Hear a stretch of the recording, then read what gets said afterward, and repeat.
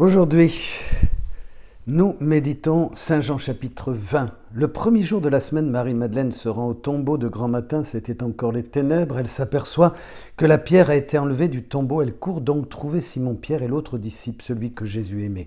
Et elle leur dit, on a enlevé le Seigneur de son tombeau et nous ne savons pas où on l'a déposé. Pierre partit donc avec l'autre disciple pour se rendre au tombeau. Ils couraient tous deux ensemble, mais l'autre disciple courut plus vite que Pierre et arriva le premier au tombeau. En se penchant, il s'aperçoit que les linges sont posés à plat.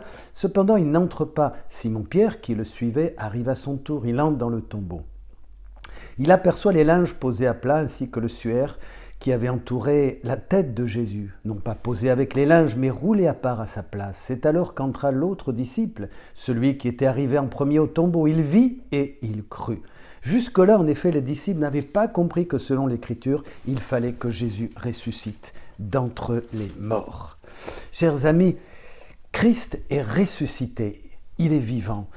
Qu'est-ce que nous célébrons aujourd'hui? Qu'est-ce que nous voulons dire? Nous célébrons la fête des fêtes, mais nous célébrons la résurrection de notre vie, notre propre résurrection. Nous célébrons l'éternité, la vie de Dieu donnée chaque jour, l'amour débordant du cœur de Dieu pour toute la famille humaine, pour toute l'humanité. Et cela depuis tous les temps, depuis le début de la création humaine jusqu'à la fin des temps.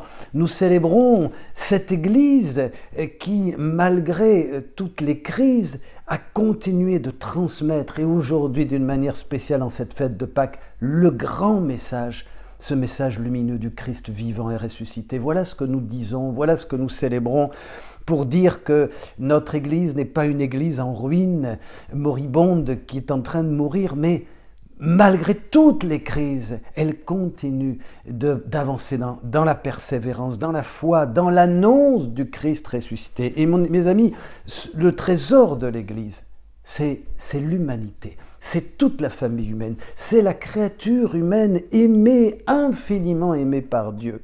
L'autre jour, en méditant, en terminant les jours, la méditation des évangiles de la Passion, je n'arrivais pas à dormir et une espèce d'insomnie. Et je me disais, mais combien nous sommes aimés? À quel point nous avons été aimés, malgré toutes les infidélités, les lâchetés, le péché qui nous habite, les oublis, les distractions diverses, l'égoïsme de notre vie. Combien Jésus nous aime et qu'il continue de nous aimer en relisant tout le récit de la Passion, la patience de Dieu que nous voyons devant Pilate, devant Judas, devant Pierre, ses amis qui le renient, devant les grands prêtres. Jésus s'avance par amour, non pas par résignation, non pas par force, par contrainte. Et aujourd'hui, mes amis, simplement dans cette image de l'évangile que je viens de lire, je vois Marie-Madeleine, une nouvelle fois courageuse qui s'avance. Elle n'a pas tout compris, mais elle a la foi et elle va jusqu'au bout. Et elle va être accompagnée par ses disciples qui vont relayer, on va dire peut-être l'hésitation, le passage de l'hésitation, des larmes, des soucis de la vie qu'elle vit. Et puis l'avancée de Pierre et de Jean qui voient. Il voit, il croit.